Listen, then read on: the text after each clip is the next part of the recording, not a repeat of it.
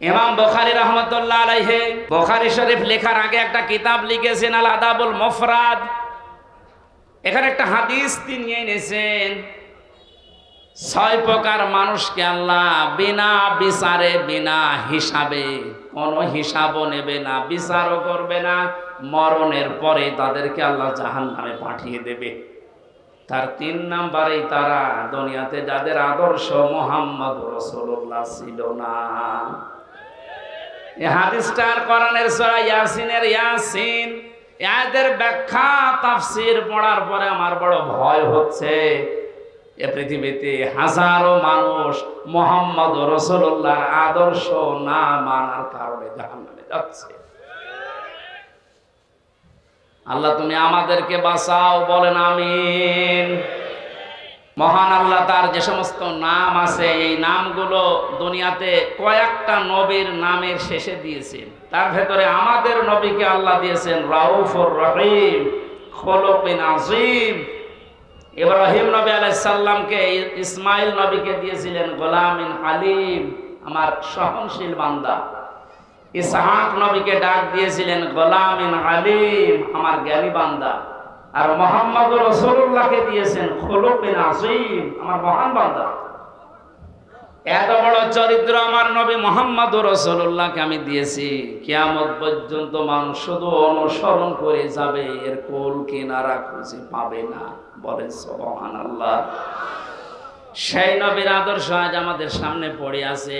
জন্ম থেকে মৃত্যু পর্যন্ত তাকে বাদ দিয়ে আপনি কাকে আদর্শ মেনে চলেন? আপনার বিবেককে প্রশ্ন করেন। আল্লাহর ঘোষণা দেওয়া একটা আদর্শ আছে দুনিয়ায়, কয়টা? বলেন বলেন। আল্লাহ নিজে ঘোষণা দিয়েছেন যে এই আদর্শটা মেনে চলো। ইয়াসিন ওয়াল কুরআনিল হাকীম। ইয়া মানে হে, সিন মানে সাজ্জেদ। আল্লাহ পাক জানাতে চেয়েছেন, হে নেতা, দুনিয়াতে আল্লাহর ঘোষণা দেওয়া নেতা আদর্শ মাত্র একটা, তার নাম মুহাম্মদ রাসূলুল্লাহ।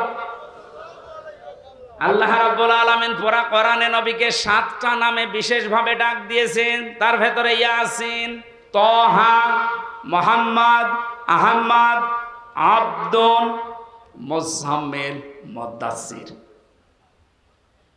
বগুড়াবাসী বিবেক যদি থাকে আজকে কাজে লাগাবেন। আল্লাহর ঘোষণা দেওয়া নেতা আদর্শ যার নাম তিনি জানিয়েছেন মুহাম্মদ রাসূলুল্লাহ, সেটা বাদ দিয়ে যদি পৃথিবীর কাউকে আপনি অনুসরণ করেন, অনুকরণ করে চলেন, আপনি মরতে দেরি, জাহান্নামে যেতে দেরি হবে না। এইটা আমি বানালাম না, এটা আমি মানছি। আমি এটা বলে আপনার ক্ষতি করে ফেললাম? হ্যাঁ, আপনি তো ধরা খাবেন। চোখ বন্ধ হওয়ার পরে আপনি এখনই ধরা খাবেন। নবীজির একটা কথা 100 ভাগের 1 ভাগও মিথ্যা নেই। এখনো ঠিক হয়নি। মুহাম্মদ রাসূলুল্লাহ বাদ দিয়ে অন্য কাউকে যারা মেনে চলছেন, এখনই তওবা করে পরিবর্তন হবে, নয়তো আপনার কোনো হিসাব নেই, বিচার নেই। আপনি মরে গেলেই বিনা হিসাবে বিনা বিচারে জাহান্নামী। আল্লাহ তুমি আমাকে সহ যারাই আমরা এসেছি এটা বুঝে মানার তাওফিক এখনই দান করো। আরো জোরে বলেন। কোরআনে কারিমের 6666 আয়াতের মাত্র একটা আয়াত পড়েছি, সূরা তাওবা 119 নম্বর আয়াত। আমরা তেলাওয়াতকৃত আয়াত তাফসীর আকারে কথা বলবো ইনশাআল্লাহ। আল্লাহ যেন তাওফিক দেন। আউযু বিল্লাহি মিনাশ শাইতানির রাজীম। বিসমিল্লাহির রহমানির রহিম।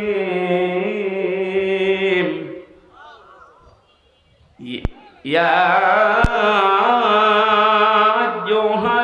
আইয়ুহাল্লাযীনা আমানুত্তাকুল্লাহা ওয়া কুনু মা'আস সাদিকিন। আল্লাহর ঘোষণা, ও হে ঈমানদারেরা। আল্লাহ কোন বেঈমানকে ডাক দিয়েছেন এখানে? তাহলে যদি কোনো বেঈমান থাকেন আপনি চলে যান।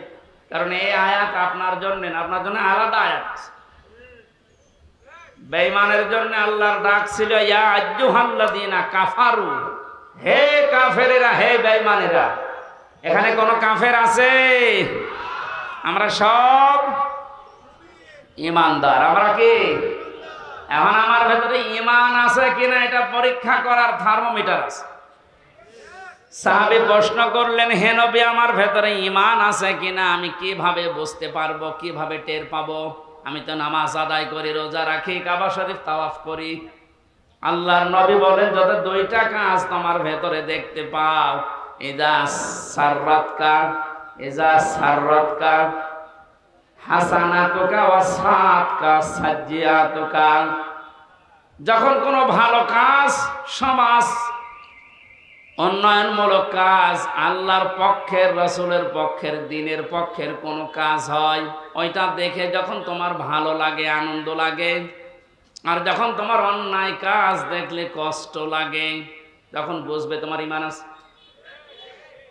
বগুড়াবাসী হাদিসটা সামনে রেখে বলেন তো, বাংলাদেশে ভালো কাজ সবার কাছে ভালো লাগে? না। অন্যায় কাজ সবার কাছে খারাপ লাগে। আপনি নিজেই নিজেকে পরিমাপ করতে পারবেন আসলে আপনার ঈমান আছে কিনা। এখন যদি মনে করেন কি আমি শেরপুর মসজিদের সভাপতি, আমার ঈমান নেই, মানে আপনি তো শেরপুরের সভাপতি, আর আবু সাহেব ছিল কাবা শরীফের সভাপতি, তার হিসাবে আপনার কোনো খবর আছে? শেরপুর বাংলাদেশে কয়জন চেনে? আর কাবা শরীফ সেই জায়গার সভাপতি হয়েও বেঈমান ও জাহান্নামে গেছে, আর আপনি শেরপুরের সভাপতি হয়ে বগল বাজাচ্ছেন যে আমার ঈমান নেই। মানে ভালো কাজ যার কাছে আনন্দ লাগে না, অন্যায় দেখলে যার কাছে কষ্ট লাগে না, সে যেই হোক ওটা বেঈমান। ঈমান আছে কিনা হামজারে জিজ্ঞাসা করা লাগবে, আপনি নিজে টের পাচ্ছেন। সুতরাং ঈমান যাদের আছে, হাদিস অনুযায়ী আল্লাহ পাক তাদেরকে ডাক দিলেন, হে ঈমানদারেরা।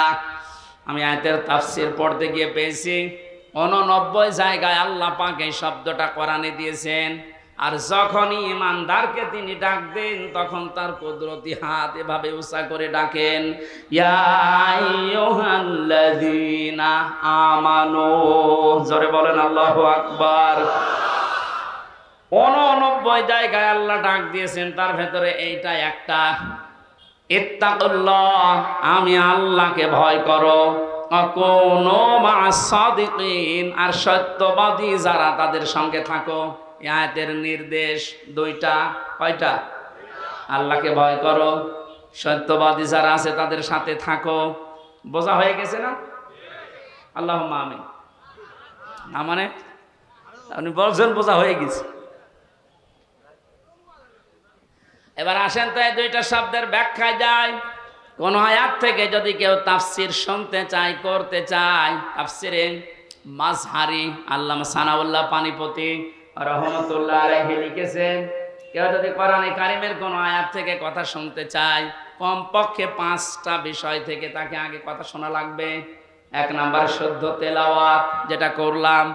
2 নম্বরে যে যেই ভাষায় কথা বলে ওই ভাষায়, মাতৃভাষায় অর্থ, এই যে শুনলাম।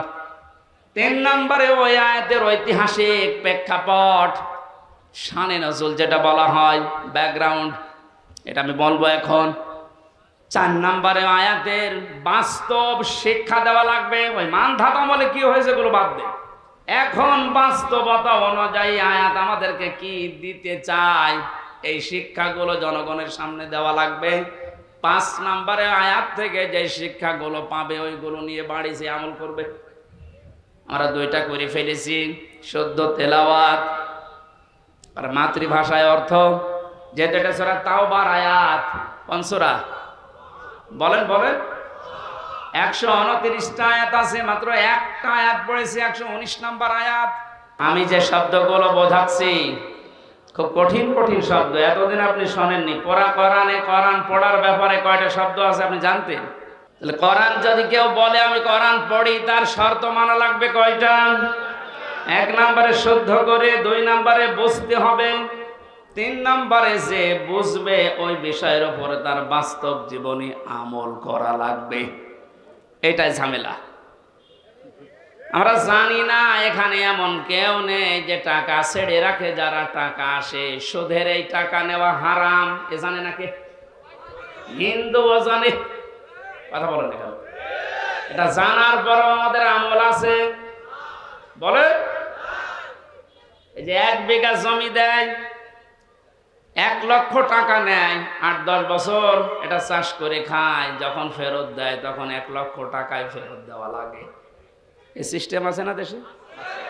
এই নাম কি? এগ্রিমেন্ট। না না, এটা জায়েজ না। জায়েজ আছে খাই খালাসিটা, যেটা আপনি 1 বিঘা জমি দেবেন, 10,000 টাকা নিয়ে নেবেন, ওই খেয়ে দিয়ে 100,000 টাকা ফেরত দেওয়া লাগবে। এই সিস্টেম আছে? আছে, কিন্তু কম। এখন জানে যে এটা লস হবে, এটার ভেতরে আমি নেই। হারামে আরাম বেশি নাকি?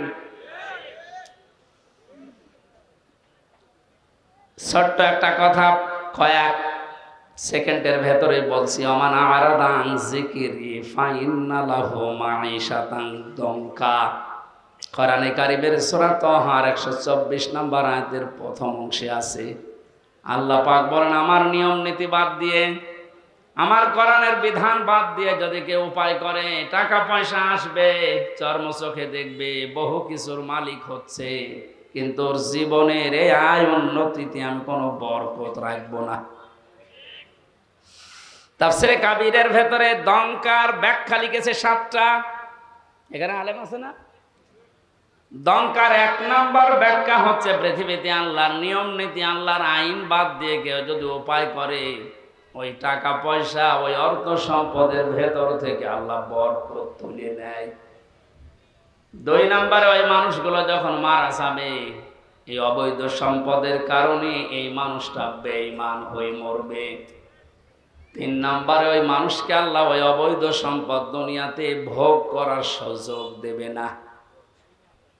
এটা যে দেয় না, তার বাস্তব প্রমাণ দেশে নেই, নাম ধরা লাগবে। কত মানুষ আজ অবৈধভাবে উল্টা পাল্টা করে কামাই করে টাকা রাখার জায়গা নেই, ফ্রিজে রাখে, বালিশের ভেতরে রাখে। এটাও হচ্ছে না, বানাচ্ছে বেগম পাড়া। আপনি ভোগ করতে পারবেন না। যদি এগুলো ভোগ করে যেতে পারে, তাহলে কোরআন মিথ্যা হয়ে যাবে। আর আপনার মতো নাফরমানের জন্য আল্লাহ কোরআন শরীফ মিথ্যা করবে।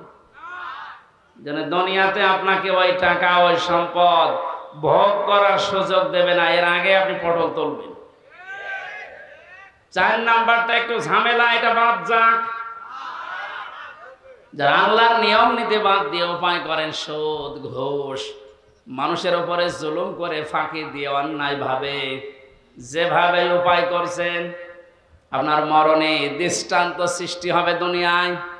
পৃথিবী সাক্ষী হয়ে থাকবে আপনার মরণে। এটাও বেশি বলে ফেললাম নাকি? আপনাকে মনে করছেন আমি সব বানালাম একটা একটা করে? না, যেগুলো বলছি সব আমি পড়িয়ে এসেছি। অবৈধ ইনকামের মানুষকে আল্লাহ দৃষ্টান্ত করে রাখে দুনিয়াতে, তার মরণকে ইতিহাস বানিয়ে রাখে। আপনি এমনি টের পেয়েছেন, আমি জানি। এই জন্য আমরা সাবধান হব। জানি সবাই এটা হারাম, কোরআন থেকে হাদিস থেকে পড়েছি, জানার পরও যে লোকটা মানে না, ওর কোরআন পড়া হয়নি। 4 নাম্বারটা, এটা সবচাইতে বড় ঝামেলা এবং কঠিন। নবীজি বলেন, কেউ যদি কোরআন পড়ে এ কথা বলে, সে শুদ্ধ করে পড়বে, সে ওইটা বোঝার চেষ্টা চালাবে, নিজে মানবে, এবং এটা মানুষ যেন মানতে পারে সেই ব্যবস্থা করে দেবে। এটা ঝামেলা না? এটা যদি আজ কেউ করতে চায়, সে সবচাইতে বড় বিপদে আছে এই বাংলাদেশে। আমি কোরআন পড়ি, আমি শুদ্ধ করে পড়ি, আমি বুঝি, এবং আমি যতটুকু বুঝি অতটুকু মানার চেষ্টা চালাচ্ছি, অসুবিধা নেই। 4 নাম্বারটা, আমি যতটুকু মানি এটা মানুষ যেন মানতে পারে, ওই ব্যবস্থা আমি করে দিতে চাই। এটা কোরআন পড়ার 4 নাম্বার শর্ত। এই কথা বলছেন। 4 নাম্বারটা কি সহজ না কঠিন? এটা করতে গেলে আজ পদে পদে বিপদ। তাহলে 4টা শর্ত যারা মানে না ওদের কোরআন পড়া হচ্ছে। জন্মের পর থেকে এটা শুনেছি, কেউ যদি কোরআনের একটা হরফ পড়ে তার নেকি হয় কয়টা? হ্যাঁ, আপনার পড়া তো আবার পড়ার মতো হওয়া লাগবে। আপনি যদি আমার ছোট মেয়ের মতো পড়েন, ওর বয়স 4 বছর, ও তো পড়ে, ওই 1 লাইন পড়তে গেলে 1 লাইনে যদি 10টা শব্দ থাকে 9টা ভুল করে, ওর পড়া হচ্ছে। আপনার পড়াও তো ওইরকম হয়ে যাচ্ছে। নবীজির হাদিসের প্রথম শব্দ ছিল যে ব্যক্তি কোরআন পড়ে, তার মানে 4টা শর্ত যারা দুনিয়ায় মানতে পারে ওদের পড়া হয়, আর ওদের প্রতিটি অক্ষরে 10টা করে নেকি হয়। দ্বিতীয় শব্দ ছিল ফাস্তাজহারাহু, কোরআন পড়ে শেষ করে দেয় না।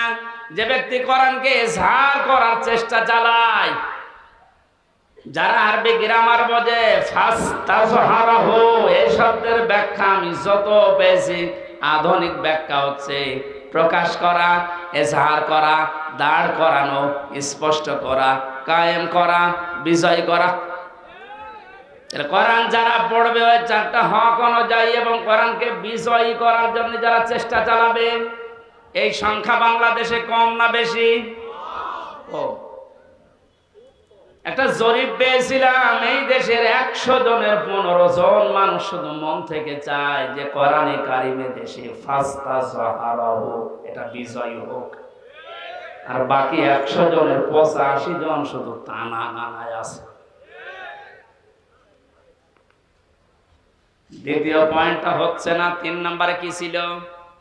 ফাহাল্লা হালালাহু ওয়া হারামা হারামাহু। যে ব্যক্তি কোরআনকে ইজহার করতে পারে, এই ব্যক্তি হালালকে হালাল মানবে, হারামকে হারাম জেনে ছেড়ে দেবে। আদখালাহুল্লাহুল জান্নাহ, নবীজি বলেন আল্লাহ তাকে জান্নাতে দিয়ে দিয়েছে, না জান্নাতে দেবে? হ্যাঁ, দিয়ে দিয়েছে। শব্দটার দিকে আমি খেয়াল করে চিন্তা ভাবনা করেছিলাম, নবীজি অতীতের শব্দ বললেন কেন? এটা পাস্ট, এটা মাজি।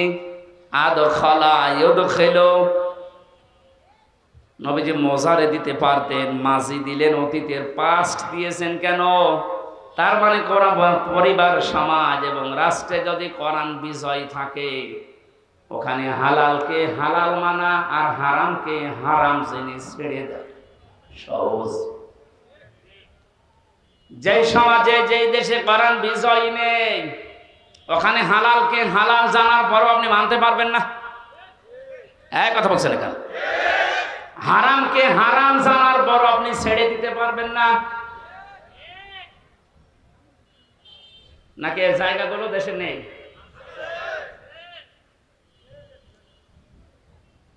এই জন্য প্রতিটি শব্দের আগে দেখবেন ফা দেওয়া আছে। মান ক্বারাল কুরআনা ফাস্তাজহারাহু ফাহাল্লা হালালাহু, সব ফা দিয়ে আরম্ভ। ফায়ের ব্যাখ্যা আছে। ফা শব্দটা আরবি গ্রামার অনুযায়ী 19টা অর্থে ব্যবহার হয়। এখানে যে ফা দিয়ে নবী যে বাক্যগুলো আরম্ভ করছেন, প্রতিটির পেছনে লুকিয়ে আছে আগেরটা যদি মানতে পারো পরের ফল দেখতে পাবে। তা আপনি কোরআন পড়ছেন কি করে? আপনি নিজে এবার টের পান 4টা শর্ত মিলছে না। কোরআনকে ইজহার করার জন্য, বিজয় করার জন্য আপনার কোনো কার্যকারী ভূমিকা নেই। তাহলে হালালকে আপনি হালাল জেনে মানবেন কি করে? হারামকে হারাম জানার পরে ছেড়ে দেবেন কি করে? আদখালাহুল্লাহুল জান্নাত পরে, এর পরের শব্দে পেয়েছি ওয়াশাফাআহু ফি আশারাতিন মিন আহলি বাইতিহি কুল্লুহুম ক্বাদ ওয়াজাবাত লাহুন নার। বিশ্বনবী বলেন, সত্যি যদি আল্লাহ রাব্বুল আলামিনের হারামকে হারাম জানার পরে তুমি ছেড়ে দিতে পারো, হালালকে হালাল জেনে আঁকড়িয়ে ধরতে পারো, আল্লাহ তোমাকে শুধু জান্নাতে দেবে না, তোমার সুপারিশে পরিবারের 10 জন মানুষকে জান্নাতে দিয়ে দেবে, যাদের উপরে জাহান্নাম অবধারিত হয়ে গিয়েছিল। তাহলে যে কোরআন শুনতে এসেছে, আপনি বুঝলেন এর মর্যাদা কোথায়? আল্লাহ পাকে হাদিসটা আমাদের প্র্যাকটিক্যাল লাইফে সেট করার তৌফিক দেন, বলেন আমিন। কোরআনে কারিমের জন্য যে সময়টুকু মানুষ দুনিয়ায় ব্যয় করবে, মরণের পরে ওই সময়ের ওই সম্পদের হিসাব আল্লাহ নেবেন না। এই হাদিস অনুযায়ী আমরা যদি আমল করতে পারি, আমাদের জীবন, আমাদের সম্পদ, দুনিয়াতে যতটুকু পেয়েছি এটা যেন কোরআনের পেছনে ব্যয় হয়। বিশ্বনবী বলেন, মান করাল কোরআনা ফাস্তাজহারাহু ফাহাল্লা হালালাহু ওয়া হাররামা হারামাহু আদখালাহুল্লাহুল জান্নাহ ওয়া শাফাআহু ফি আশারাতিন মিন আহলি বাইতিহি কুল্লুহুম ক্বাদ ওয়াজাবাত লাহুন নার। ইবনে মাজাহ শরীফের হাদিস। অনেক আলেম এখানে বসে আছে, শব্দের দিকে খেয়াল করেন। আল্লাহ পাক বলেন, বিশ্বনবী মুহাম্মদ রাসূলুল্লাহ আমাদেরকে জানিয়েছেন এটা, মান ক্বারাআল কোরআনা, যে ব্যক্তি আল্লাহর এই কোরআন পড়ে। কোরআন পড়া বলতে আমরা চারটা বিষয় বুঝি। শুদ্ধ করে পড়া, এর মর্ম মানে বোঝা, এর উপর নিজের জীবনকে সেট করা, আর এইটা মানুষকে মানার মতো পরিবেশ তৈরি করে দেওয়া। কোরআন পড়া বলতে কয়টা বিষয় পেলাম? আপনি এবার মিলান তো, আপনি আসলে কোরআন পড়েন কিনা। মাহফিলের সভাপতি, প্রধান অতিথি সহ যারা এসেছি, যদি জিজ্ঞাসা করেন কোরআন পড়েন, এক বাক্যে আমরা বলবো হ্যাঁ আমরা কোরআন পড়ি।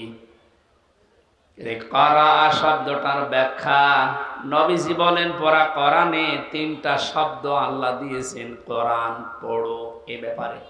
কয়টা? এটা ক্লাস চলছে এখন, জবাব দেবেন ছাত্রের মতো। এটা স্কুল এবং কলেজ না। এখানে যারা আছেন অন্তত শিক্ষিত মানুষগুলো ছাত্রের মতো জবাব দেবে। করা, রাতালা, তালাওয়া, তিনটা শব্দ আছে কোরআন পড়ার ব্যাপারে। তিনটার ব্যাখ্যা হচ্ছে, কেউ যদি কোনো বিষয় পড়তে চায় সে যেন শুদ্ধ করে পড়ে। কি করে? অশুদ্ধ পড়লে অর্থ পাল্টিয়ে যাবে। এখানে অনেক মানুষ এমন বসে আছে, নামাজে দাঁড়ালে পড়ে ইযা জাআ নাসরুল্লাহি ওয়াল ফাত। হয়েছে? হয়। এখানে সোয়াদ আছে, নাসর মানে সাহায্য, আর নুন সিন র নাসর মানে ঈগল পাখি। আপনি যদি মুখটা গোল করে শুদ্ধ করে উচ্চারণ না করেন, অর্থ আকাশ পাতাল পাল্টিয়ে যাবে। আল্লাহ পাক বলেন ইযা জাআ নাসরুল্লাহি ওয়াল ফাত, হে নবী আল্লাহর সাহায্য যখন আসবে আপনি তখন বিজয় দেখতে পাবেন। যদি মুখটা গোল না করে সিন দিয়ে উচ্চারণ করেন, অর্থ হয়ে যাচ্ছে হে নবী যখন শকুন আসবে, ঈগল পাখি আসবে, তখন আপনি বিজয় পাবেন। হয়েছে? এখানে শুধু কোরআন শরীফ না, দুনিয়ার যে কোনো বিষয় কেউ যদি পড়তে চায়, এর হক আদায় করে সঠিকভাবে চারটা বিষয় তাকে মানা লাগবে। এক নম্বরে ওটা পড়া লাগবে শুদ্ধ করে। কি করে? এটা তো আমি বানালাম নাকি? কোরআনে কারীম জানিয়েছে ওয়ারাত্তিলিল কোরআনা তারতিলা, হে নবী আপনি কোরআন পড়বেন শুদ্ধ করে, স্পষ্টভাবে, থেমে থেমে। মানে প্রধান অতিথি সহ যারা এখানে আছেন, নবীর এই হাদিসের প্রথম অংশটা আমরা একটু মিলাই আমাদের জীবনে। নবী যে জানিয়েছেন যে ব্যক্তি কোরআন পড়ে, আপনি তো বলছেন আমি কোরআন পড়ি, তাহলে এটা শুদ্ধ করে পড়া লাগবে আপনাকে। আমি আল কোরআন রিসার্চ ফাউন্ডেশনের সদস্য ছিলাম এক সময়। আমি দেখেছি এই দেশের জরিপে 100 জনের 95 জন আল্লাহর কোরআন শরীফ শুদ্ধ করে পড়তে পারে না। এই রিপোর্ট কি খুব ভালো রিপোর্ট না? এজন্য আহ্বান জানাচ্ছি অন্য ধর্মের লোক এখানে যেহেতু নেই, আমরা সব মুসলিম দাবি করছি, আমাদের জীবনের 1 নাম্বার টার্গেট বানানো লাগবে আল্লাহর এই কোরআন আমরা শুদ্ধ করে পড়ব। দুই নাম্বারের মর্ম মানে বুঝতে হবে। কেন? কোরআনে কারীম জানিয়েছে, ওয়াইদা সামিউ মা উনজিলা ইলার রাসূলি তারা আ'য়ুনাহুম তাফিদু মিনাদ দামি মিম্মা আরাফু মিনাল হক ইলা আখির আয়াত। সূরা মায়েদা 7 নাম্বার পারার প্রথম নাম্বার পৃষ্ঠার প্রথম নাম্বার লাইনে 83 নাম্বার আয়াতের প্রথম অংশে আছে। এটা তাফসিরে ইবনে কাসিরে পাবেন। আল্লাহ পাক বলেন, হে নবী, আপনি যখন আমার বান্দাদের সামনে কোরআন পড়বেন, যারা এর মর্ম মানেগুলো অনুধাবন করতে পারে, বুঝতে পারে যে আমি কি বলতে চাই, আপনি দেখবেন তাদের চোখ দিয়ে মনের অজান্তে পানি পড়ছে। কোরআনের আলোচনায় সবার চোখে পানি আসবে না, এটা বোঝার মতো যোগ্যতা আপনার থাকা লাগবে। এই জন্য কোরআন যদি কেউ হক আদায় করে পড়তে চায়, মাস্ট বি তাকে এটা বোঝার চেষ্টা চালাতে হবে। চারবার আল্লাহ এই ঘোষণা আমাদেরকে কোরআনে শোনাচ্ছেন, ওয়ালাকাদ ইয়াসসারনাল কুরআনা লিযিকরি ফাহাল মিন মুদ্দাকির। অবশ্যই আমার এই কোরআনকে আমি বোঝার জন্য, পড়ার জন্য, এটা মানার জন্য সহজ করে দিয়েছি। কেউ কি আসো এখান থেকে শিক্ষা নেওয়ার জন্য? বগুড়াবাসী, আমরা আজকে থেকে আল্লাহর এই আফসোস আর থাকতে দেব না। যতদিন জীবন আছে কোরআন বুঝে মরার চেষ্টা করব ইনশাআল্লাহ। তাওবা শব্দের শাব্দিক অর্থ আমরা অনেকেই মনে করি তাওবা মানে আস্তাগফিরুল্লাহ রাব্বি মিন কুল্লি যামবি ওয়া আতুবু ইলাইহি, হয়ে গেল। তাওবা আর ইস্তেগফার এ দুইটা কিন্তু এক না, এ দুইটা শব্দ আলাদা, মাজদারও আলাদা। কথা বুঝতেছেন? তাওবা আর ইস্তেগফার, কেউ যদি ইস্তেগফার করতে চায় সব সময় আপনি করতে পারবেন, কিন্তু তাওবা আস্তাগফিরুল্লাহ আস্তাগফিরুল্লাহ আস্তাগফিরুল্লাহ বললেই তাওবা হয় না। তাওবা করার জন্য কমপক্ষে মানুষের জীবনে 3টা বিষয় মানা লাগে। ইস্তেগফার আর তাওবার ভেতরে পার্থক্য এই, কোন মানুষ যদি তাওবা করে ওর পেছনের অপরাধগুলো শুধু আল্লাহ মাফ করে দেয় না, ওই পোড়া জায়গাটা আল্লাহ নেকি দিয়ে ভরাট করে দেন। এখানে যারা এসেছি আজকে আমরা শুধু ইস্তেগফার না, তাওবা করার মতো তাওবা করে বাড়ি যাব। পেছনের অপরাধগুলো শুধু যেন মাফ হয়ে না যায়, ওই জায়গাটা যেন আল্লাহ নেকি দিয়ে ভরাট করে দেয়। বলেন আমিন। 1 নম্বরে যদি তাওবা কেউ করতে চায়, তাকে বলা লাগবে, আল্লাহ আমি অপরাধী, আমি। এই স্বীকৃতিটা এই পৃথিবীতে মানুষ দিতে চায় না। দেখবেন এই দেশে হাতে নাতে ধরা পড়ার পর অস্বীকার করে না, না তদন্ত করা লাগবে। তদন্ত 7 দিন সময় দিয়েছে যাদেরকে, ওদেরকে মাল মশলা মেরে ওর মুখ বন্ধ করে দেয়। আপনি যদি সত্যি তাওবা করতে চান, সে যে কোনো বিষয়ে, আপনাকে প্রথমে স্বীকৃতি দেওয়া লাগবে ওই অপরাধের জন্য, ওই গুনার জন্য স্বীকার করা লাগবে যে হ্যাঁ আমি এই কাজ করেছি, আমি অপরাধী। এখন প্রশ্ন হচ্ছে আপনি স্বীকার করবেন কার কাছে? না না, আপনি শুনছেন না। অপরাধ করেছেন যার কাছে, স্বীকার করবেন তার কাছে। আপনি বিনা কারণে আমার মুখের উপর একটা থাপ্পড় দিলেন, আর কাবা শরীফের গিলাফ ধরে বলছেন আস্তাগফিরুল্লাহ, হে আল্লাহ আমারে মাফ করে দাও, কিয়ামতের আগে মাফ পাবেন না। কারণ আপনি তো আল্লাহর গালে থাপ্পড় দেননি, দিয়েছেন আমার গালে। আগে আমার কাছে স্বীকার করেন যে হামজা ভুল হয়ে গেছে। হ্যাঁ, স্বীকার করার সময় আবার অনুশোচনা লাগবে, অনুতপ্ত হওয়া লাগবে। আপনি যদি একেবারে মোড নিয়ে বলেন ওই হামজা মাফ কর, মাফ হবে? আপনার প্রতি রাগ যা ছিল আমার আরো বেড়ে যাবে। আমি আবার বলছি দ্বিতীয় পয়েন্টটা, তাওবা যদি কেউ সত্যি করতে চায়, ওই মানুষটা অপরাধ করবে যার কাছে, স্বীকার করবে তার কাছে। আপনি অপরাধ যদি আপনার স্ত্রীর কাছে করে থাকেন, অবশ্যই স্বীকার করবেন স্ত্রীর কাছে এটা কোনো দোষের কিছু না। স্ত্রীর কাছে দোষ করেছে আর শ্বশুরের কাছে বলছে শ্বশুর আমারে মাফ করে দেন, হবে না। বিনা কারণে আপনি আমাকে পুলিশের হাতে তুলে দিলেন, আমি কিছুই জানি না ওই বিষয়ে, আর আপনি মাফ চাচ্ছেন মসজিদে নামাজ পড়ে, কিয়ামতের আগে মাফ পাবেন না। এইটা মনে হয় এলাকায় আছে। আমার ভাইরা এই জন্য তাওবা, বিভিন্ন পীরের দরবারে গেলেই বলে তওবা করো, আস্তাগফিরুল্লাহ। এটা তার বাক্য, শর্ত আপনাকে মানা লাগবে, স্বীকৃতি দেওয়া লাগবে যে আল্লাহ আমি অপরাধী, অপরাধ করেছেন, যার কাছে স্বীকার করবেন তার কাছে। 2 নম্বরে অনুতপ্ত হয়ে অনুশোচনা নিয়ে। 3 নম্বরে জীবনে এই কাজ আমি আর কোনোদিন করব না, জীবনের মতো ফিরে আসলাম। এই 3টা শর্ত যদি কেউ মেনে নিতে পারে, আল্লাহ পাক বলেন ওর পেছনের অপরাধ শুধু মাফ হবে না, ফাউলাইকা ইউবাদদিলুল্লাহু সাইয়্যাতিহিম হাসানাত। ওর পেছনের পুরা অপরাধ আল্লাহ মাফ করে দিয়ে পুরা জায়গাটা নেকি দিয়ে পাল্টিয়ে দেবেন। বলেন সুবহানাল্লাহ। সূরা তাওবা থেকে যখন কথা শুনছি, আল্লাহ এই তাওবা যেন আমাদের নসিব করেন। এবার আমরা ব্যাখ্যায় যাচ্ছি। আল্লাহ পাক ঈমানদারকে ডাক দিয়ে তাকে ভয় করার জন্য আহ্বান জানিয়েছেন, আদেশ দিচ্ছেন। এখন ভয় কি?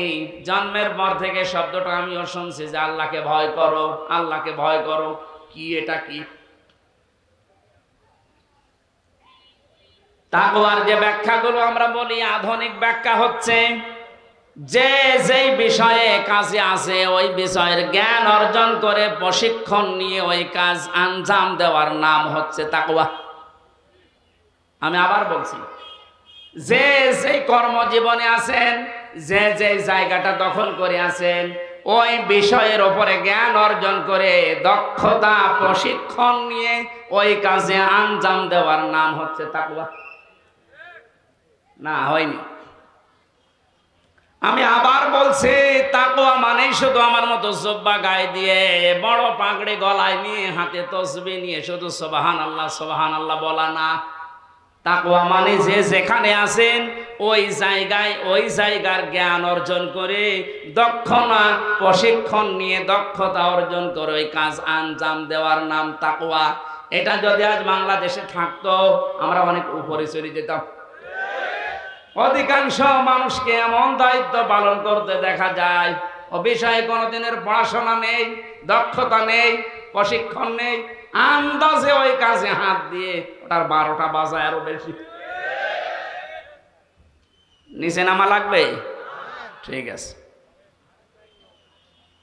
তাকওয়ার দ্বিতীয় ব্যাখ্যা হচ্ছে আল্লাহর নিষিদ্ধ কাজগুলো জানার পরে শুধু ছেড়ে দেওয়া না, ঘৃণা করে ছেড়ে দেওয়ার নাম তাকওয়া। কথা বুঝতেছে?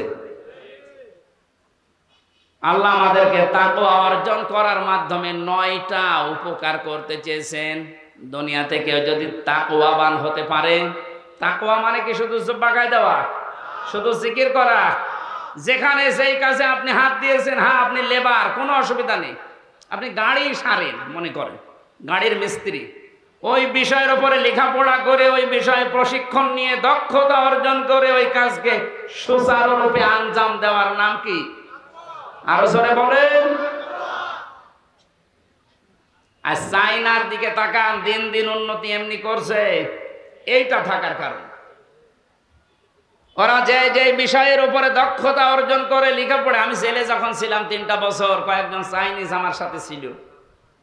ওরা কি টাকা পয়সার ঝামেলার কারণে ধরা পড়েছিল, আর দিয়েছে আমার পাশের রুমে। ভাষা তো বুঝতাম না, কিন্তু কর্মদক্ষতা, ওদের যে কাজ কারবার ভেতরে এত বুদ্ধি, জীবনে কোনোদিন কল্পনা আসে নাই যে এই পানির বোতল দিয়ে এই কাজ করা যায়। ও ছাতা ওইটা করে দেখাচ্ছে। তো এই বিষয়ের উপরে লেখাপড়া আছে, কর্মদক্ষতা আছে এবং প্রশিক্ষণ নিয়েছে, এই জন্য দিন দিন ওরা উপরে উঠতেছে।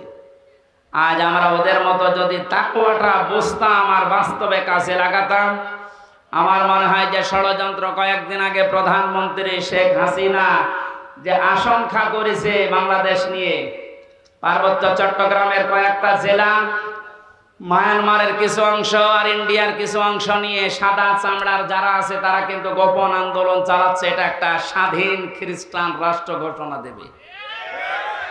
প্রধানমন্ত্রী 14 দলের সাথে গোপন বৈঠক করে যে কয়েকটা কথা শেষের দিকে জানিয়েছে তার ভেতরে এটা একটা। ওনারে আশঙ্কা যদি সত্যি হয়, আপনি চর্মচোখে দেখবেন এদের ভাগ হয়ে সুদানের মতো, দক্ষিণ সুদান, পূর্ব তৈমুরের মতো খ্রিস্টান একটা স্বাধীন রাষ্ট্র এই এলাকায় চলছে। দেখো ভালো সংবাদ নাকি? আমাদের কর্মদক্ষতা, তাকওয়ার এই ব্যাখ্যা যেটা আধুনিক ভাবে করা দরকার, এটা আমাদের করা দরকার। আল্লাহ আমাদেরকে ওই পর্যায়ে যাওয়ার তৌফিক দেন, বলেন আমিন। যে যে বিষয়ে আপনার ছেলেটা, আপনার মেয়েটা যে বিষয়ে অভিজ্ঞতা ছোটকাল থেকে দেখবেন, যেদিকে মন আছে ওই বিষয়ে আপনি তাকে তুলে দিন। সবাইকে আলেম হওয়া লাগবে, সবাইকে ইঞ্জিনিয়ার হওয়া লাগবে না। যে যে বিষয়ের দিকে যেতে চায়, ধাবিত হতে চায়, ভালোবাসে, ওই বিষয়ে যেন জ্ঞান অর্জন করার জন্য রাস্তা পায়, তাকে ব্যবস্থা করে দেন। ও কর্মদক্ষতা অর্জন করে ও প্রশিক্ষণ নিয়ে ওই কাজকে সুচারুরূপে আঞ্জাম দিতে থাকলে দুনিয়া এবং আখেরাত দুইটাই আমাদের জন্য সফল হবে ইনশাআল্লাহ। আর ভাইরা, 9টা উপকারের ঘোষণা দিয়েছেন আল্লাহ দুনিয়াতে কেউ যদি তাকওয়া অর্জন করতে পারে। 1 নম্বরে, ওই লোকটা যদি বিপদে পড়ে মহান আল্লাহ এমন জায়গা থেকে তাকে সাহায্য পাঠায় যার কল্পনা কোনোদিন তার হৃদয়ে আসে নাই। জোরে বলুন সুবহানাল্লাহ। এটা আজ দেখতে আমাদের বহু বাকি। এটা যারা দেখতে পেয়েছিলেন তাদের ঈমান আমি দেখেছি, এই মানুষগুলোর ঈমান পাথরের চাইতেও শক্ত ছিল। সত্যিই যারা তাকওয়া অর্জন করতে পেরেছে দুনিয়াতে, ওই মানুষগুলোর কাছে দুনিয়া আল্লাহ এমন তুচ্ছ বানিয়ে দিয়েছে, তামাম দুনিয়াটা একটা ডিমের চাইতেও তাদের কাছে কম দামি মনে হতো। আমরা আসলে তাকওয়া অর্জন করে আল্লাহর এই 9টা যে উপকারের কথা, সাহায্যের কথা, এটা পাচ্ছি না, কারণ আমাদের তাকওয়া নেই। তোমরা সত্যবাদী যারা, সত্যপন্থী যারা, তাদের সঙ্গে থাকবে। সত্যবাদী কারা? এই দেশে একটা ভুল ধারণা চালু আছে, কিছু কিছু দৃশ্য দেখলে আমরা মনে করি এগুলো সত্যপন্থী, এগুলোই হক্কান, এগুলোই হক্কানি। অনেকে নিজেকে দাবিও করছে যে আমরা হক্কানি দরবারের লোক। কোরআনে কারিমে সূরা তাওবার 119 নম্বর আয়াতের শেষের অংশের ব্যাখ্যা আল্লাহ দুনিয়ায় কারো কাছে ছেড়ে দেয়নি যে 2 বেলা জিকির করলে সেই লোকটা সত্যবাদী, 5 ওয়াক্ত নামাজ পড়লে সেই লোকটা সত্যবাদী, বছরে একবার হজ করে আসলে সেই লোকটা সত্যবাদী না। আল্লাহ পাক বলেন সত্যবাদী হওয়ার জন্য 10টা গুণ দুনিয়াতে তোর ভেতরে থাকা লাগবে। কয়টা? আরো জোরে বলেন। বগুড়াবাসী, আপনি এখন থেকে আমি সহ প্রত্যেকেই মিলাবো আল্লাহর বর্ণনা অনুযায়ী 10টা গুণ আমার ভেতরে আছে কিনা। আল্লাহ ব্যাখ্যা দিচ্ছেন সূরা বাকারার 177 নম্বর আয়াতে, লাইসাল বিররা আন তুওয়াল্লু ওয়াজুহাকুম কিবালাল মাশরিকি ওয়াল মাগরিবি ওয়ালাকিন্নাল বিররা মান আমানা বিল্লাহ। আল্লাহ পাক বলেন শুধু পূর্ব দিকে, পশ্চিম দিকে মুখ ঘুরিয়ে সেজদা দিলেই নেকি না। আসল নেকির কাজ হচ্ছে আল্লাহর প্রতি ঈমান আনা। কার প্রতি? প্রশ্ন আসতে পারে, হুজুর আমার ঈমান আছে, আমি আল্লাহকে বিশ্বাস করি না। কেউ যদি আল্লাহকে বিশ্বাস করে কথা বলতে চায়, কমপক্ষে 4টা বিষয় দুনিয়াতে তার ভেতরে পাওয়া যাবে। আপনি এবার মিলান তো আপনার ভেতরে আছে কিনা। ওই যে কায়দায় পড়িয়েছিল হুজুররা ছোটবেলায়, মাওলানা কায়দায় পড়িয়েছে আমাদেরকে, আমানতু বিল্লাহি কামা হুয়া বিআসমাইহি ওয়া সিফাতিহি আকাবিলতু জামিআ আহকামিহি ওয়া আরকানি। পড়াননি? উনি বলতে চেয়েছে আমানতু বিল্লাহ, যারা বলে আল্লাহ আমি তোমাকে বিশ্বাস করি, প্রথমে আপনাকে স্বীকার করাচ্ছেন কামা হুয়া, আমি এমন আল্লাহকে বিশ্বাস করি যার অস্তিত্ব আছে। কি আছে? পৃথিবীর অন্যান্য ধর্মের লোকদের সাথে আমাদের মিল নেই। এই কারণে আমরা এমন আল্লাহকে বিশ্বাস করি যার অস্তিত্ব আছে, যার নাম আছে বিআসমাইহি। শুধু নাম না, তার নামের গুণাগুণ আছে, কার্যকারিতা আছে। আল্লাহর নাম আমরা অনেকেই জানি 99টা, আল্লাহর নাম 5000-এর উপরে। প্রতিটি নাম আল্লাহ নিয়েছেন, ওই নামগুলোকে গুণাগুণ দিয়ে কার্যকারিতা হিসাবে আমাদের দেখিয়েছেন। আল্লাহ রব নাম নিয়েছেন, এই কারণে নেই থেকে পূর্ণতায় আমাদেরকে পৌঁছিয়ে দিয়েছেন এই রব নামের কারণে। কথা বলে না কেন? মায়ের বীর গভীরে যখন বাবার এই বীর্যটা দ্রুত গতিতে যে আশ্রয় নেয়, আল্লাহ রাব্বুল আলামিন বলেন যে নেই থেকে আস্তে আস্তে হামজা পর্যন্ত বানালাম। এই যে নেই থেকে পূর্ণতায় যিনি প্রতিটি জিনিসকে পৌঁছিয়ে দেন, আরবিতে তার নাম বলা হয় রব। এই নামটা আল্লাহ নিয়েছেন, এই কারণে হামজা এখানে বসে আছে। আমার বাবার স্ফলিঙ্গ দিয়ে দ্রুত গতিতে আমার মায়ের রেহেমের ভেতরে যে পানিটা গিয়েছিল, বিজ্ঞান এখন দেখাচ্ছে ওই 1 ফোঁটা নাপাক পানির ভেতরে 40,000 হামজা তৈরি হওয়ার ক্ষমতা ছিল। হয়তো 40,000 ওই পর্যন্ত তৈরি হয়ে দুনিয়ায় আসতে পারত, কিন্তু কেউ পর্যন্ত যেতে পারেনি। জরায়ের দেওয়ালের সাথে ধাক্কা লেগে অনেকে পড়ে গেছে, অনেকে মারা গেছে। আমি হামজা একা ওই জায়গায় গিয়ে 40 দিনে শুধু পাল্টিয়েছি। আমি নতফা, মুদগা, আলাকা এগুলো হতে হতে 6 মাসের পরে চামড়া দিয়ে, বডি দিয়ে স্ট্রাকচার তৈরি করে আমার ভেতরে আল্লাহর রূহ দিয়ে একটা আকৃতি দিয়েছেন। ওয়াল্লাযী ইউসাউবিরুকুম ফিল আরহামি কাইফা ইয়াশা। আল্লাহ পাক বলেন তিনি সে আল্লাহ যিনি মায়ের রেহেমের ভেতরে তোমার এই আকৃতিটা বানিয়েছেন। তোমার মা আর বাবার পক্ষ থেকে 8টা জিনিস ওই নাপাক পানি দিয়ে আল্লাহ বানিয়েছিলেন। চুল, রগ, হাড় আর পর্দা, রক্ত, গোশত, চর্বি আর চামড়া। আল্লাহ পাক বলেন আমার নাম যে রব, এই কারণে আমি আল্লাহ নিজে 5টা জিনিস তোকে দিয়েছি হামজা। ওয়াজআলা লাকুমুস সামাআ ওয়াল আবসারা ওয়াল আফইদা ইলা আখির আয়াত। এটা সূরা নাহলের 78 নম্বর আয়াতের মাঝের অংশে আছে। আল্লাহ পাক বলেন শ্রবণ শক্তি, দর্শন শক্তি, বাক শক্তি, আকেল শক্তি আর ঘ্রাণ শক্তি, এই 5টা জিনিস আমি আল্লাহ আমার রব নামের কারণে তোকে দিয়েছি। 8, 5, 13টা জিনিস যখন এক হয়, ছেলে হবে না মেয়ে হবে, এই আকারটা আমি আল্লাহর সিদ্ধান্ত অনুযায়ী তৈরি হয়। তাহলে ছেলে হয় মেয়ে হয়নি যারা মন খারাপ করি, এটা মন খারাপের বিষয় না, এই সিদ্ধান্ত কার? আমার বোর। বলেন ছেলে হলে মেয়ে হলে যারা মন খারাপ করে স্ত্রীর উপরে, প্রকারান্তে তারা যেন আল্লাহর সিদ্ধান্তের উপরে নারাজ। আমি সহ যারা এই জাহেলিয়াতে আছি, আল্লাহ তাদেরকে যেন মুক্তি করেন। বলেন আমিন। ছেলে হোক মেয়ে হোক, কারো দোষ আছে? স্বামীর দোষ আছে? আল্লাহ রাব্বুল আলামিন বলেন 8, 5, 13টা জিনিস যখন এক হয়ে যায়, 6 মাস পার হয়ে যাওয়ার পরে একে আমি দুনিয়াতে আস্তে করে বের করার সিদ্ধান্ত নেই। আল্লাহু আখরাজাকুম মিন বুতুনি উম্মাহাতিকুম লা তা'লামুনা শাইআ। মায়ের পেট থেকে আস্তে করে দুনিয়ার ময়দানে আমি আল্লাহ তোকে নিয়ে আসলাম। এমন অবস্থায় নিয়ে এসেছিলাম যখন কিছু খেতে পারতিস না। এই জন্য আমি আল্লাহ তোর মায়ের স্তনে 6 মাস আগেই তোর জন্য খাবার আমার রব নামের কারণে গরম করে রেডি করে রেখেছি।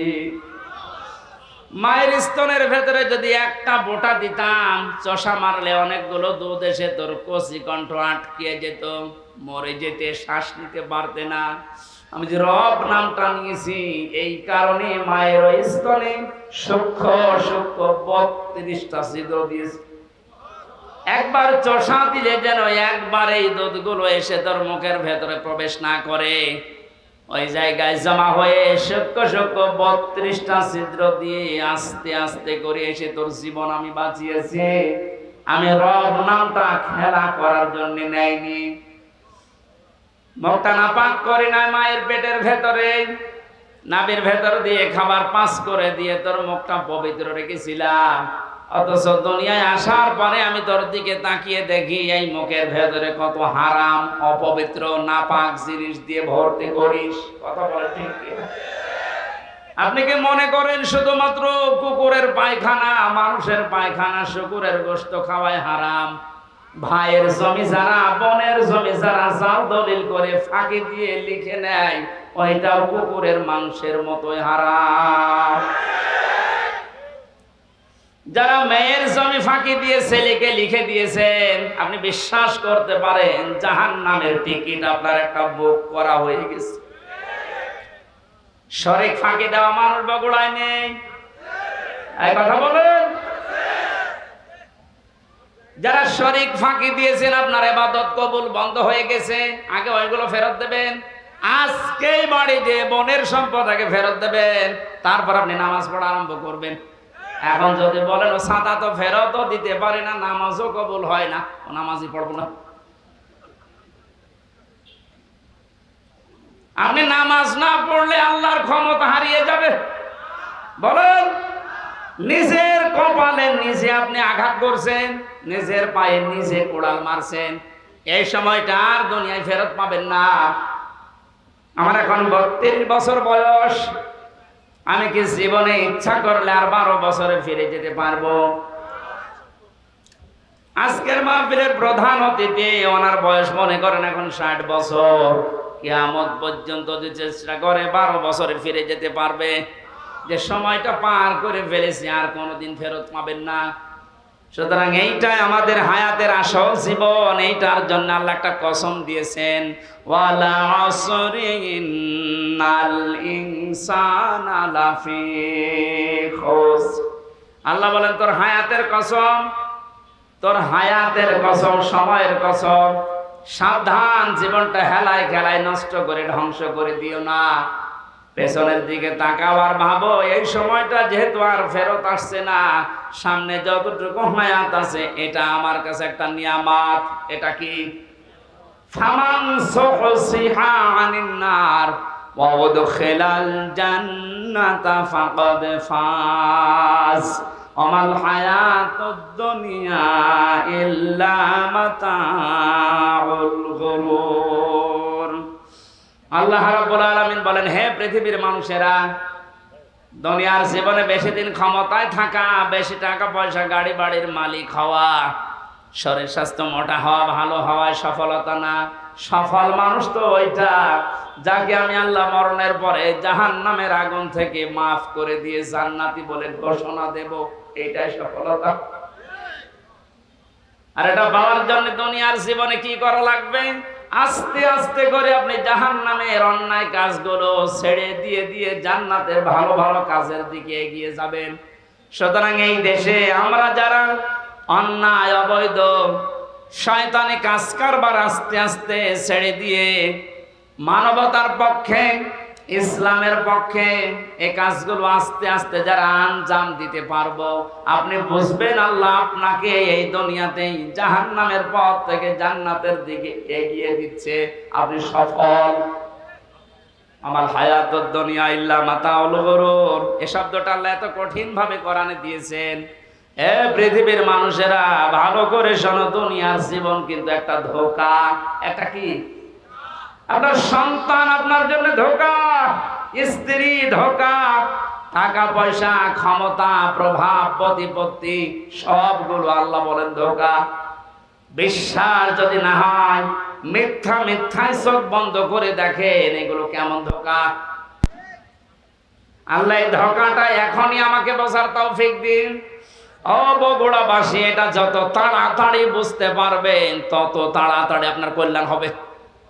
আপনি যদি এখনই বলছেন যে হ্যাঁ এগুলো আসলে ধোঁকা, আপনার অন্যায় অবৈধ কাজের ভাগ দুনিয়ায় কেউ নেবে না, অথচ অবৈধ কাজ করে যা কামাই করবেন ওগুলো ভাগ নেওয়ার জন্য হাজারো মানুষ বসে আছে।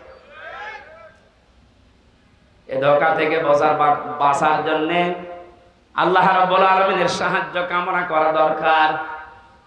আল্লাহ পাক আমাদেরকে জানিয়েছেন, আমি যে নামটা নিয়েছি রব, তোকে আস্তে আস্তে করে দুনিয়ার জীবনে এনে মুখটা পবিত্র করে রেখেছিলাম, তুই মুখটা আর পবিত্র রাখতে পারলি না।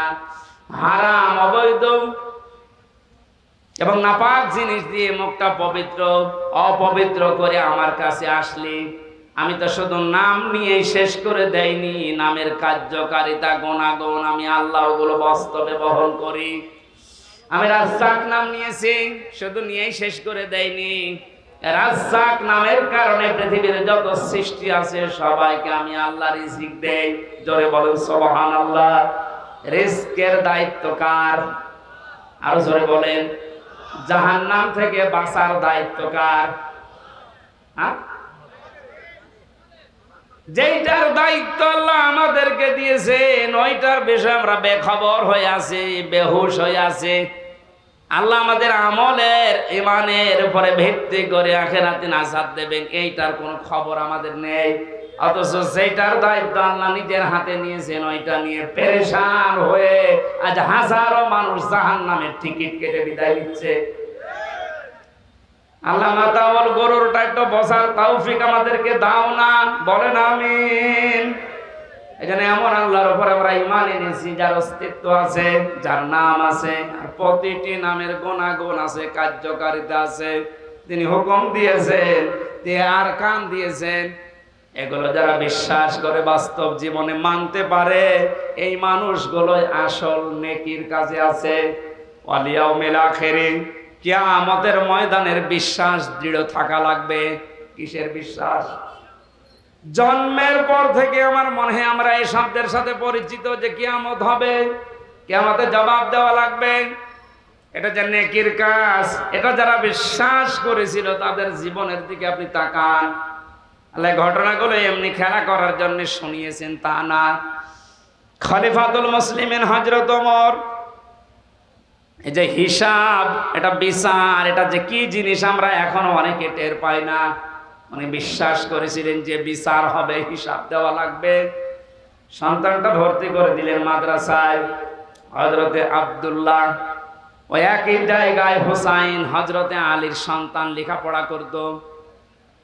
হযরতে হুসাইন রাদিয়াল্লাহু তাআলা আনহু বারবার কলম ফেলে দিচ্ছিলেন। আব্দুল্লাহকে বলেন তুলে দাও। একবার, দুইবার, তিনবার তুলে দেওয়ার পর উনি বললেন, হুসাইন বারবার কলম ফেলে দাও, আমারে তুলতে বলো, আমি কি তোমার গোলাম, চাকর, খাদেম নাকি? হযরত হুসাইন মুখ ফসকে বলে ফেলেছেন, আব্দুল্লাহ তুমি শুধু চাকর না, তুমি খাদেম না, তুমি খাদেমের বাচ্চা, খাদেম। অথচ ওই সময় প্রেসিডেন্টের ছেলে বাড়িতে গিয়ে বলছে, আব্বা আমি আর মাদ্রাসায় যাব না, হুসাইন আমাকে গালি দিয়েছে, আমি নাকি খাদেমের বাচ্চা, খাদেম, তুমিও নাকি খাদেম, তুমি যদি বিচার না করো এই মাদ্রাসায় পড়াই বন্ধ করে দেব। খলিফাতুল মুসলিমিন হযরত ওমর বললেন, সন্তান এখন না, বিচার জমার দিন নামাজের সময় করব। খুতবা দিচ্ছিলেন, ডাক দিয়ে বললেন, হুসাইন এখানে আসো। বলে হ্যাঁ, সামনে আসো। তুমি আমার সন্তানটাকে গালি দিয়েছো? বলে হ্যাঁ দিয়েছি। কেন দিলে? ইমাম হুসাইন ডাক দিলেন, খলিফা বুকে হাত দিয়ে বলেন তো, আপনি কি আমার নানার খাদেম ছিলেন না? আমি তো দেখেছি আপনি আমার নানার খেদমত করছেন। খাদেমের ছেলেকে খাদেমের বাচ্চা বলেছি, অসুবিধা কি? হযরত ওমর কেঁদে ফেললেন। ডাক দিয়ে বলে, হুসাইন আমি তো এভাবে কোনোদিন ভাবি নাই, মেয়ে শব্দটা লিখে দিতে পারবে? কাগজ কলম নিয়ে আসেন। খেজুরের পাতা নিয়ে এসেছে, লিখে দিলেন, হুসাইন আমি নিজে আলীর সন্তান হয়ে বলছি, ওমর আমার নানার খাদেম ছিল, আমি দেখেছি, সই করে দিলাম। হযরতে ওমর রাদিয়াল্লাহু তাআলা আনহু কাগজটা হাতে নিয়ে জমা খেলেন। সাহাবীদেরকে বললেন, নবীর সাহাবীরা বিচার হয়ে গেছে, হযরত আব্দুল্লাহ তো ছোট মানুষ, বলে আব্বা তুমি তো বিচার শুরুই করলে না, কি করে হয়ে গেল? হযরত ওমর বলে সন্তান যে বিচার করেছে দুনিয়া না, মরণের পরও কাছে লাগবে।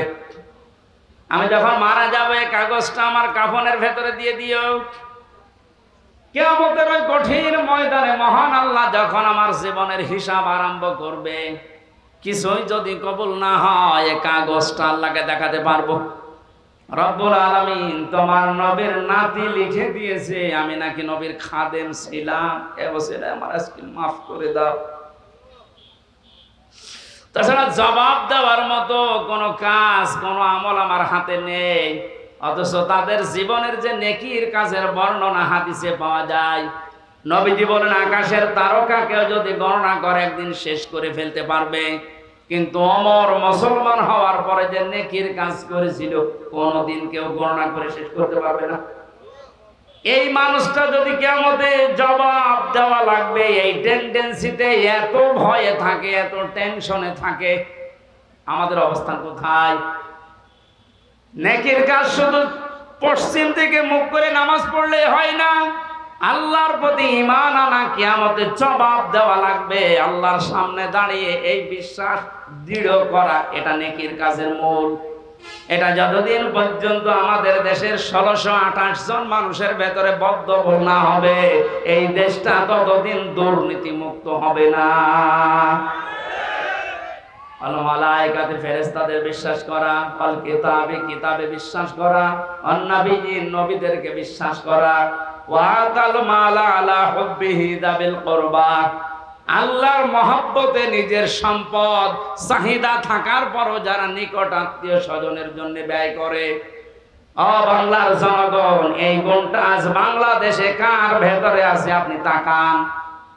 নিজের প্রয়োজন থাকার পরেও নিজের সম্পদ যারা নিজের নিকট আত্মীয়, এতিম মিসকিন অসহায় বন্যাগ্রস্ত মানুষদের পাশে যারা দাঁড়ায়, এই মানুষগুলো আল্লাহর ভাষায় সত্যবাদী, এরাই মুত্তাকি। মুত্তাকি সত্যবাদী খোঁজার জন্য আমেরিকায় যাওয়া, সৌদি আরবে যাওয়া দরকার নেই। এই 10টা গুণ যে বলছি একটা একটা করে আপনি মিলান। দুনিয়ায় যারা নামাজ কায়েম করার জন্য চেষ্টা চালায়, সম্পদ থাকলে যারা যাকাত দিয়ে দেয়, যারা ধৈর্য ধারণ করে বিপদে আপদে মুসিবতে, দুনিয়ায় কোনো বিষয়ে যদি একবার ওয়াদা দিয়ে ফেলে, জীবন চলে গেলেও তারা ওয়াদা রক্ষা করে। উলাইকাল্লাযীনা সাদাকু ওয়া উলাইকা হুমুল মুত্তাকুন। কোরআনে কারিমের সূরা বাকারার 177 নম্বর আয়াতের শেষে আল্লাহ জানিয়েছেন এরাই ঈমানের দাবিতে সত্যবাদী, আর এরাই হচ্ছে আমি আল্লাহর নিকটে মুত্তাকি। জোরে বলেন সুবহানাল্লাহ। আল্লাহ কোরআনের এই আয়াতগুলো আমাদের জীবনে সেট করার তৌফিক দিন, বলেন আমিন। লা ইলাহা ইল্লা আনতা সুবহানাকা ইন্নী কুনতু মিনাজ জালিমিন।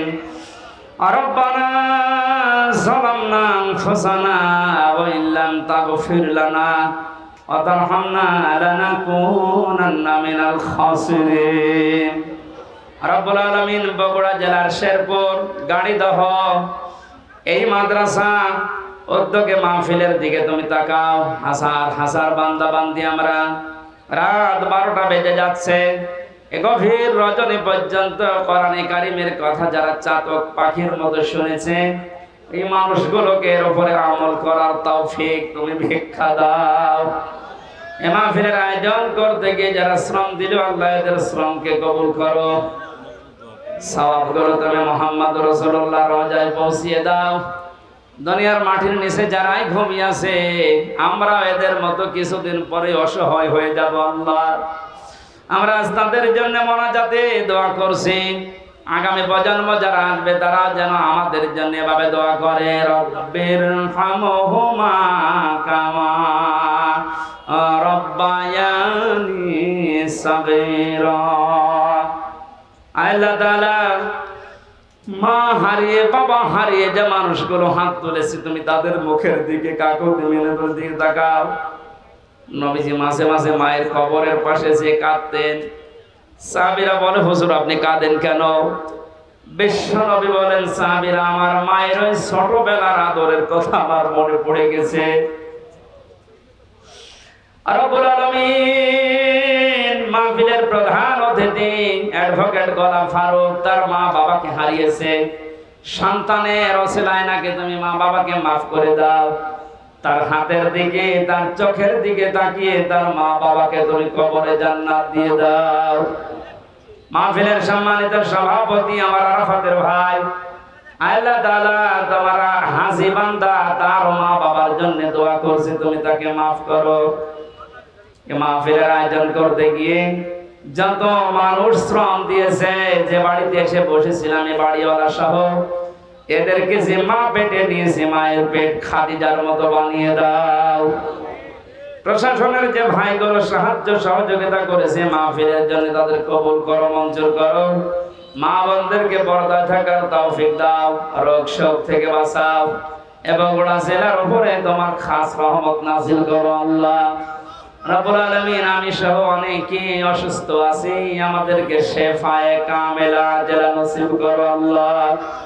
এবং ওরা শেরপুরে আসলেন, শ্রদ্ধাভাজন বড় ভাই মাওলানা আব্দুল্লাহ আমিনের কথা মনে হয়, আল্লাহ তোমার গোলামকে দিনের দায়ী হিসাবে মঞ্জুর করে নাও।